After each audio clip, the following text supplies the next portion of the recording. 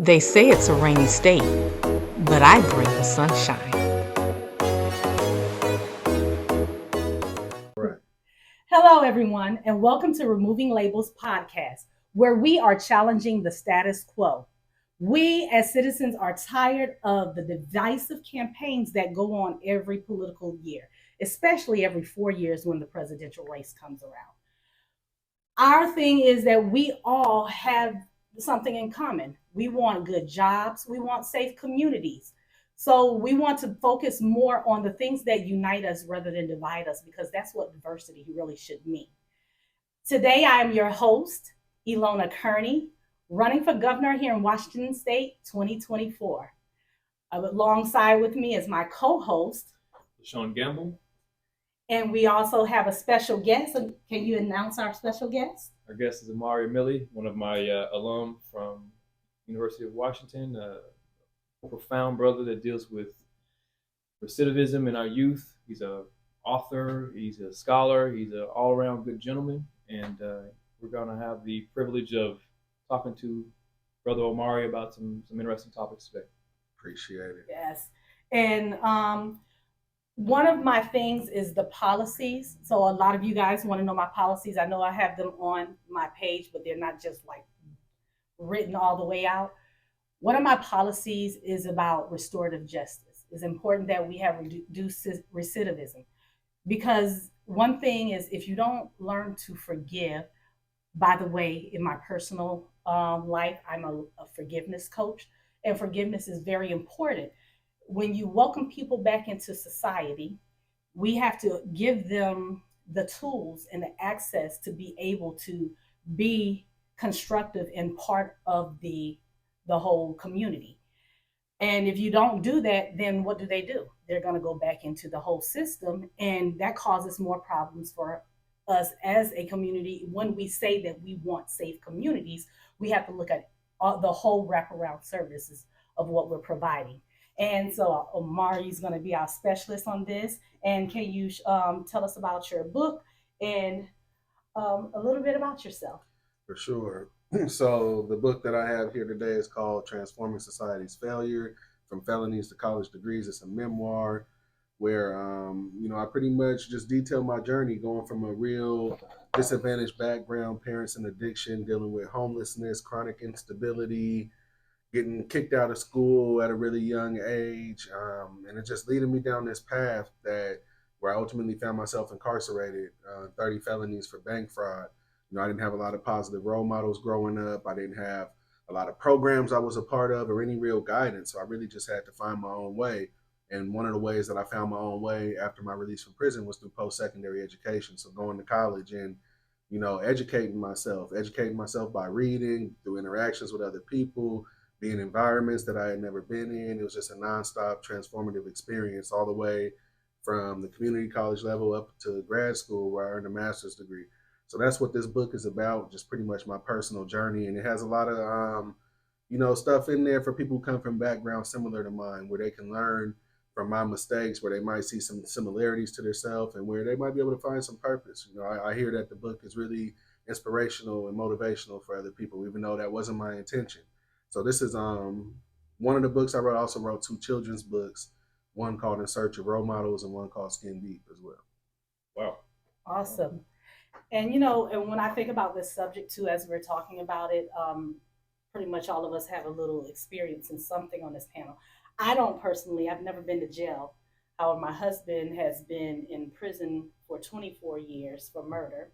So I share that freely because number one, you can drop in the comments, hashtag I'm politically correct and hashtag I'm not that candidate. I'm not your perfect candidate. I'm not the candidate, like we say, that goes with the status quo. And so rather than having you go dig it up because you're going to find it out anyhow, we need to humanize the people in our community. So if you'd like to share anything. Yeah, absolutely. I am someone who has been incarcerated. I was on the tail end of my military career after being attacked overseas and was self-medicating because I had been overprescribed medication while I was in the military and had a severe reaction where I was almost pronounced dead in the shower. And then I was set up a month after I got out of the military. And from having a stress-induced seizure to flatlining and having to be resuscitated, and then still having to go to court after I got out of the hospital, and then going to prison, it led me to this place where I was disenchanted for the first 3 months of my incarceration, where I pretty much slept 18 hours a day, until I had a conversation with this guy, changed my whole perspective. It led to me starting my art business, using art as a therapy tool, working with children, using art as a tool to heal my PTSD from the attack and the subsequent incarceration, and just a whole host of things that I hadn't really processed from my childhood. And so my experiences with not only just the desire never to go back to prison, but what was I going to make myself in lieu of being an ex-con? Yes. And like I said, the policies is, about making sure that we have this unified thing where we're all working together. Whereas my husband, he ran for city council 2 years ago, and he got a lot of votes. He wasn't able to get out and campaign and knock on doors, but he got a lot of votes for not being able to do that. So it shows that society is welcoming and wanting to bring more, tired of being labeled, tired of this status quo, because where has the status quo gotten us? It hasn't gotten us to a more unified nation, and we're not in a place where we're doing better with taxes. We're going on talking points rather than get to know the person. And so I'll bring you in and give you the talking stick. Yeah, I mean, when you talk about restorative justice, that relationship is at the heart of it. If there's not a relationship, then what are you actually restoring to begin with, right? So if you have an individual who caused harm to somebody else and their neighbors, there's much higher stakes, in restoring this thing. If it's somebody who's far off, you're never going to really see again, you still want to conduct yourself in that way. Restorative as a culture, as just a way of being. But, when you mentioned that word relationship, that was something that really stood out to me. And, you talked about individuals with convictions not being able to volunteer in schools. It's just so much deeper. All the collateral consequences, all the different barriers need to be removed from individuals becoming those full members of society. If we're going to talk about restorative justice, too often, it's like, what are we restoring folks to? Like, are we really hitting the mark? Are we really doing what we intend to do? And what that needs to be is when the individuals released from incarceration, they serve their time, they're not releasing back into the community and continuing to serve more and more time through loss of employment opportunities, loss of housing opportunities, loss of benefits and things that they might need to keep themselves afloat. So I think, with you running for governor, it's going to put you in a powerful position, where you can really make a difference in these areas. And I love the fact that it's personal to you. Like, you actually have a husband who has been there. How many people can say that who have ever even been on the ballot for governor? So I really feel like it takes folks who have those close connections and those lived experiences to change the game. So I'm excited about what the future holds. And also with like with that relationship, I forgot. There's another word, I can't think of it. Maybe you guys know it. You have restorative justice, but there's another word that they use when they're bringing somebody back into society. Reintegration.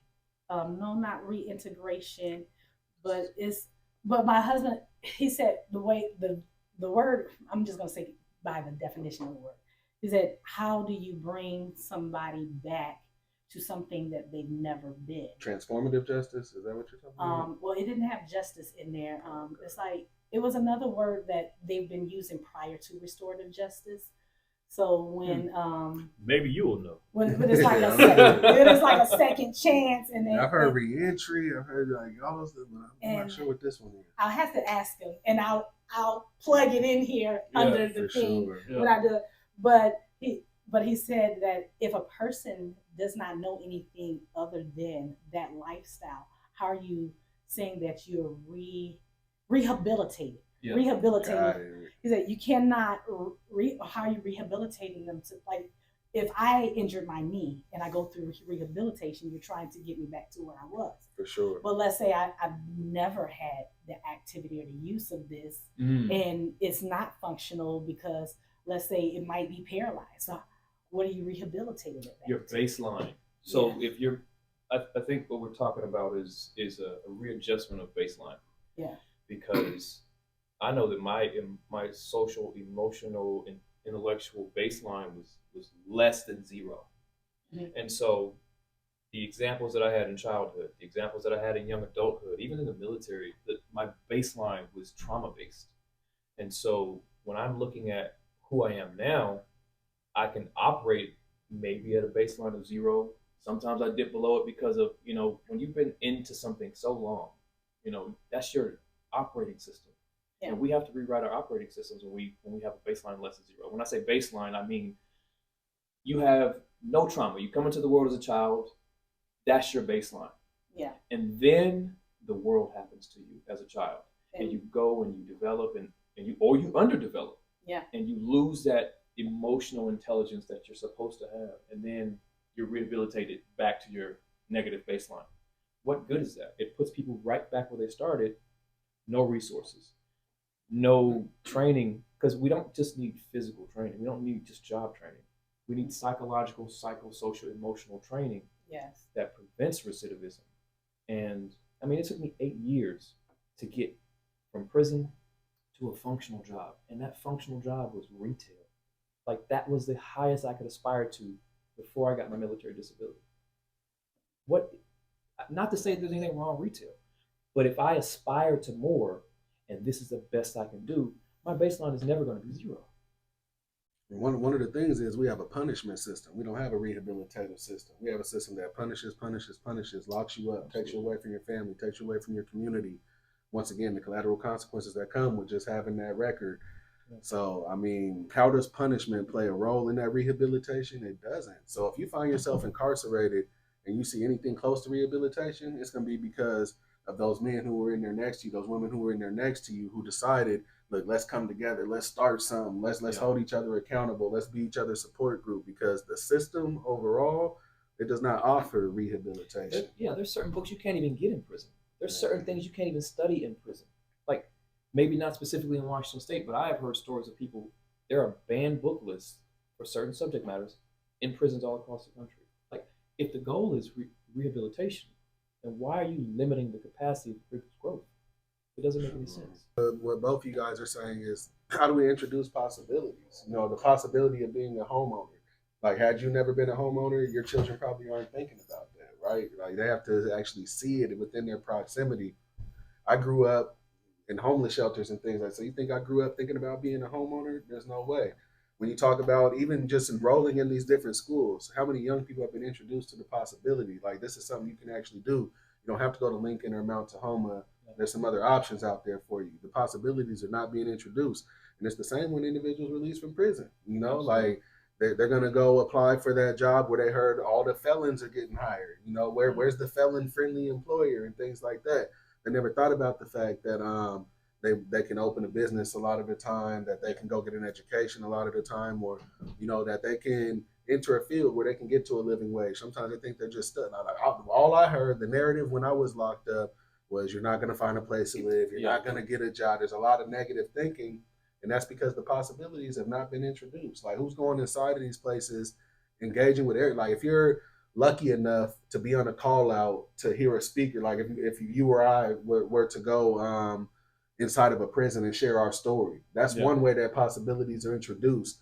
But how many, there's going to be like 20, 30 people there, possibly. How many people are actually in that prison? So these guys got introduced to the possibilities, but the majority are just left out of that. The individuals who are in the hole, the individuals who might have behavioral issues, getting infractions, not being allowed to be on the call out. So when I hear you guys talking, that's just what's ringing in my mind. It's just possibilities, and how do we introduce them to young people, to people releasing from prison, to those who are the most marginalized, those who find the least opportunity in society, the way that it's set up right now. Where is this to bring community? So I'm not just going to blame everything on politics and politicians. We as people in our community have a duty to our community to be pillars and to raise up, good examples. Absolutely. And that's why one reason why I love the work that Omari's doing, because I've had the privilege of not only being at some of the post prison pipeline meetings at UW with Amari, but also going to like was it Bates. We went to Bates and did that thing with the youth. And it was like 2 or 3 days we go over there and work with them. And but that's not the only day. We went out to Echo Glen. For sure. And so like there have been so many opportunities because of you that I've re-immersed myself into this idea of community, because like I said earlier, like to me, what I see specifically in the Black community is just a bunch of neighborhoods. You know, we don't own our schools, we don't own a bank, we don't even own our churches most of the time. And there are other systems that you need in order to say this is my community. And when you don't see that representation there, I can see why when we went to that one at Bates, it was almost 30 kids in there. Yeah. And only one of them had seen a positive male role model. And so prior to you showing up, what are they going to experience?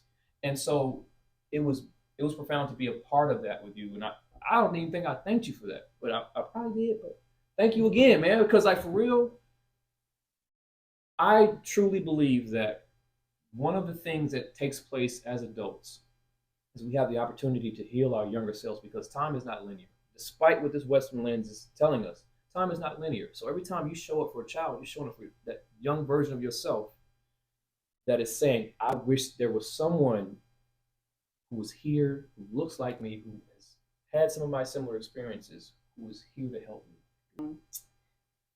Would you like to share like with us some of the things that you do? Because like I said, when I'm governor, we're going to make sure we're having a seat at the table with our communities, that our communities are having a seat at the table, every aspect of the community, so we can provide wraparound services. And the only way to do that is, like you said, having representation from the community. Same thing like East Coast is tired of the west side of Washington being the dictator over there, then they should come have a seat at the table, because what pertains to them should be addressed as well. But today we're addressing restorative justice and some things that we can do to add into these policies to make sure that our communities are thriving, that we're not wearing a label of victimhood, but we're defining our own narrative of the American dream. For sure. I think some of the most important work I do is with the young people who are attached to Pierce County Juvenile Court. And I spend time sitting in the courtroom, just observing things, there to show support to the young people. But I might be there, they're not the first name that gets called. So I get to see a lot of different cases. And I used to work for the ACLU of Washington as a juvenile justice researcher, where part of my job was actually sitting in the courtroom doing observations. And the simple fact that it's still this adversarial system for young people, the simple fact that they might have a defense attorney who's a fill-in for that day, don't know them, and they're making major life decisions with no parent involved, no type of adult advocate who's there to look like a guardian ad litem type person to, let me make sure we're working in the best interest of this young person. I've seen young people sent to prison just because they didn't have a foster care placement. Like they're like, it's better for him to be at Green Hill, because if we release him, we don't have anywhere to release him to right now. Even at Raymond Hall, like a parent refusing to pick their kid up, they're going to stay stuck in Raymond Hall. They're going to play this little game where, we could release them to foster care. Oh, there's no foster care placement, so they're right back in Raymond Hall. Or, it's just this dumb game that we're playing with kids' lives. So I think I want to see our elected officials do what I've done, sit in these courtrooms, and let's see what moves you. And I know there's a lot of different. As someone that's high up as governor, they have a whole state to run, right? But I feel like this is one of the major places where our state is failing. And I've gone to Thurston County, Pierce County, King County, Okanogan County, just all kinds of different counties throughout our state and see the same thing taking place. And it's like, I can't see how anyone can allow this to happen on their watch. He's right. So yes, like anything you would like to contribute to restorative justice, how can we make policies better when I'm governor? How to make sure that people who are given second chances, youth, even youth who are not in the system that we don't want to go into, so we want to do preventive maintenance. How can we create policies and also make sure you're having a seat at the table?